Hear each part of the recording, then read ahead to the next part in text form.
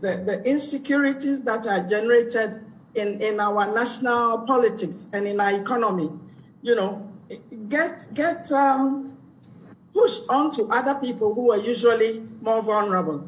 So I'll speak very briefly on the promotion of the proper human sexual rights and Ghanaian family values bill. Quite a mouthful, 2021. It is still pending, and we, at this stage, we are pleased that we got a hearing from the committee, and we'll be looking forward to the committee's work as the year goes on. I just wanted to say something small about this. This week, I heard the Minister of Information on the Probe, one of your sister programs, talk about the genesis of the bill. And I think that it's not correct. Okay, so he's saying that for his words were that for centuries, Ghanaians have lived with people of different sexualities. They haven't done any, Ghanaians have not reacted, but that they were, and this is my word, they were provoked when gays and lesbians tried to set up a cultural center to kind of promote their lifestyle. That is what people found intolerable. And yet when you go to the promoters, as in May 2018, the national coordinator, Mr. Foamweni, was vowing to have a bill passed by the end of 2018. So it is not new. The bill is not new. And I'd suggest that for anybody who cares, they go through the history, the archives, to see the genesis of this bill. You know, so it's been a work in progress for a long time. It is still a work in progress. The outcome is not, and I agree with the minister here, the outcome is not guaranteed at all.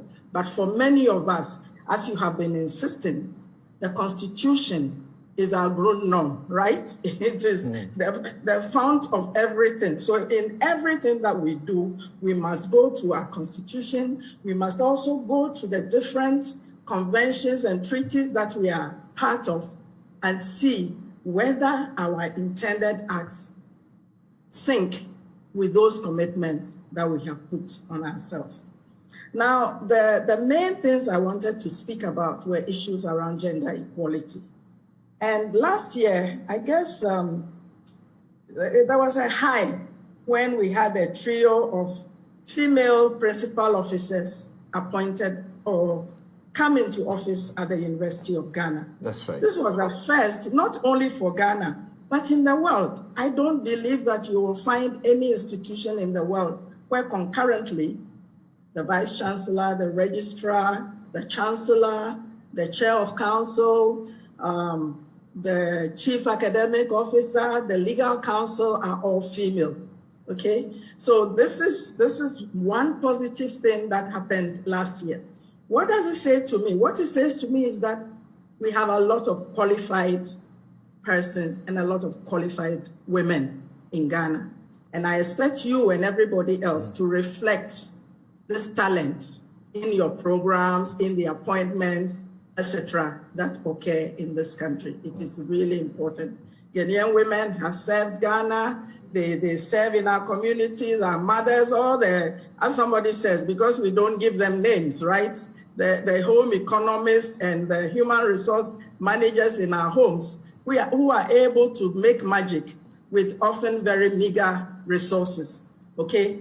And they have served at the continental and in the international level. And yet, Ghana still lags behind. I was thinking yesterday, 2 days ago, I went to watch the documentary When Women Speak, which I recommend to all of you. Okay. And we know that more than 50 years ago, 1959, Ghana pioneered in affirmative action when it passed the Representation of the People Women Members Act by not, it made, but in the end, it was not elected. They were selected, appointed. 10 women at the time in the 110 or 90-person cabinet parliament at the time. More than 50 years later, what is our record? We live in a sub-region which is a poor neighborhood. But even in this poor neighborhood, Ghana is far behind Senegal, Ghana is far behind Cape Verde and other places. And we have not really done well. And we know that there has been an attempt at legislating affirmative action policy, first as a cabinet directive in the 1990s, and later from the 2000s, we've gone to Parliament, and each time the bill has died with Parliament. So we have had no private members' bill to push affirmative action, and there just seems to be no interest. And we talk about this in the film, and in the end, I think the clear conclusion is that men who have the power do not want to share it, because when the affirmative action bill comes into law, many things are going to have to change. So really, it's not good enough. We will begin the process again. This is the end of 1 year, and we know that in 2023, people will be all focused on elections, etc. So Ghana, and with our president as the African Union gender champion, etc., we really have not done well on affirmative action, and we need to do better. Okay.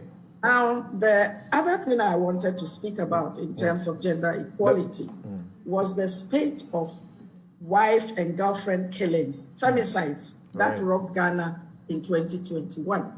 Between January and August 2021, NetRights, the Network for Women's Rights in Ghana, recorded over 21 women who were murdered. And for us, it resembled 1999, 2000, when we had a spate of killings of women, murders of women around Accra, mostly. There were 1 or 2 in Kumasi, but mostly Accra. And for us, this reflects the insecurities that women face in their communities and in their homes. And much of this insecurity is derived from the larger processes that both Priscilla and Bright were speaking about, the national and personal insecurities, which then get deflected on women who are accused of witchcraft, who, everybody just vents their frustrations on them. The men vent their frustrations on these women. And sometimes in what happened last year, women were killed, sometimes even with their children or in front of their children. Now, of course, this is not a miracle. The 2019 study that ISA at the University of Ghana conducted on the economic and social cost of violence against women found that 43% of currently partnered women in intimate relations had suffered gender-based violence. And what they did in that study was to document the cost, both the human, the social, the psychological, as well as the economic and productivity costs of violence against women. Some of the conclusions that were suggested was that, and also in the NetRights statement, was that there should be the creation of safe spaces for women. There should be more action from government, from the Ministry of Gender, Children and Social Protection, from the police and DOFSU, etc., but also from our schools and educational institutions and the homes on the whole culture of respect and peace and tolerance. Dr. Kumbo was talking about values, and I think that values need to be approached in a holistic manner, that respect for women and for gender equality, for tolerance, should be part of the values that we inculcate in our young people throughout our lives. And so that when people grow, these are not things that they are having to learn. I think that this is important.